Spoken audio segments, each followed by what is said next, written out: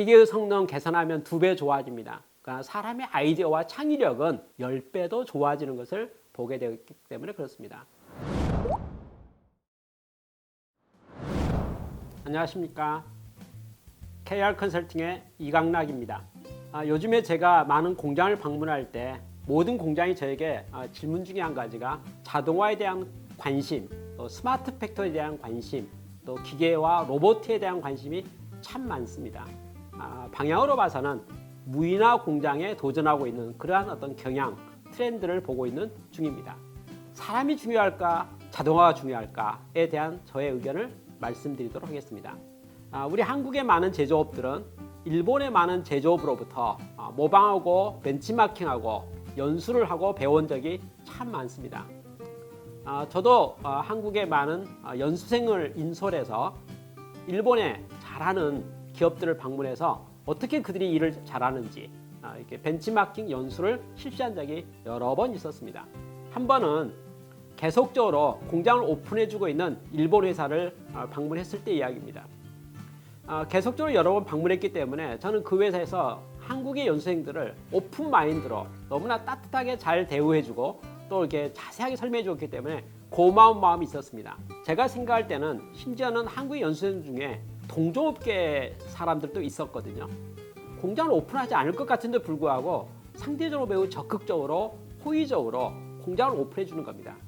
그 공장은 자동화 수준도 매우 높았고요. 또 요즘 말하는 스마트 팩토리 같은 그런 분위기, 또 무인화 공장 같은 수준이 매우 잘 돼 있었기 때문에 생산 기술적인 측면, 자동화 측면 모든 면에서 또 품질 관리, 물류 관리 모든 면에서 배울 게 참 많았습니다.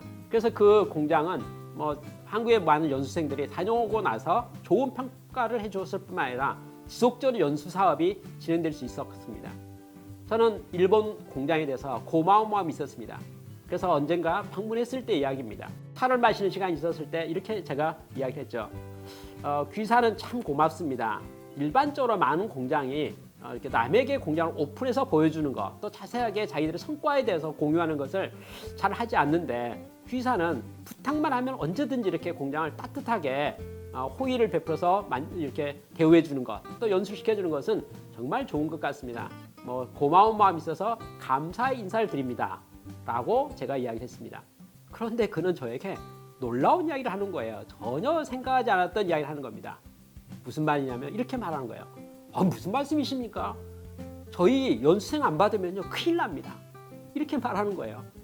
그 회사는 돈도 잘 벌고 있는 회사고 일본의 유명한 회사인데도 불구하고 연수생을 안 받으면 큰일 난다고 하니까 제가 전혀 이해가 안 됐죠. 납득이 안 됐죠. 그래서 깜짝 놀라서 그게 무슨 말씀이신데요? 라고 반문했습니다. 내용은 이런 말입니다. 한국의 연수생이 오면 일단 자기 회사는 어떻게 생산하는지에 대한 여러 가지 이론 교육을 한다고 합니다. 그리고 현장 실습을 하지요. 그리고 자세하게 공장에 대해서 지금까지 이루어진 모든 성과에 대해서 자세하게 브리핑을 하고 설명해주고 교육을 시켜준다고 합니다. 다 보여주는 거죠. 그리고 나서 숙제가 있습니다. 그게 뭔 줄 압니까? 현장 실습이요. 작업도 한번 해보게 하고요. 작업을 잘 관찰하게 하고 그러고 나서 이것을 어떻게 개선하면 좋을 것인지 검토한 후에 교육을 받았으니까 낭비를 어떻게 제거할 것인가 교육받았으니까 한번 아이디어를 내라고 하는 거죠. 그런데 그 아이디어가 너무나 참신하다는 겁니다.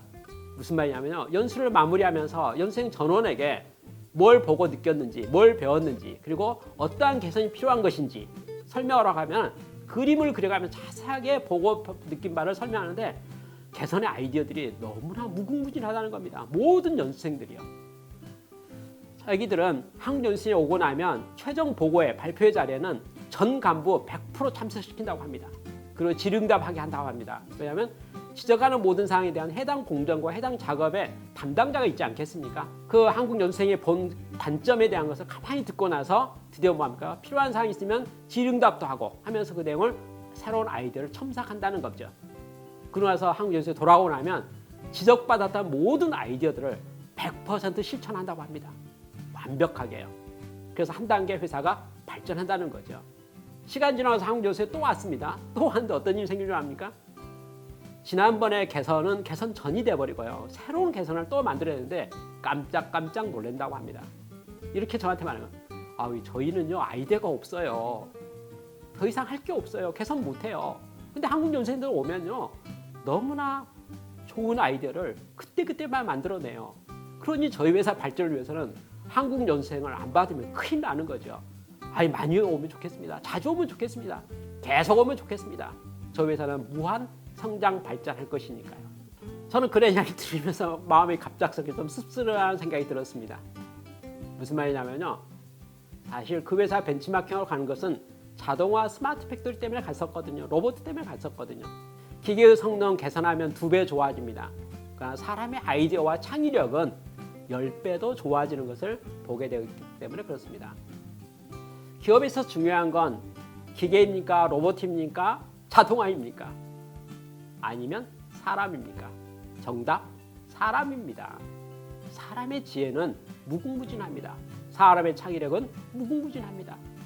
우리가 기계 잘 만들었다고 일본의 벤치마킹 가는 것보다 더 중요한 것은 잠재력이 있는 우리의 창의력과 아이디어들, 개선에 대한 의지, 마인드에 대한 것이 더 소중하고 중요하다는 것을 특별히 말씀드리고 싶습니다.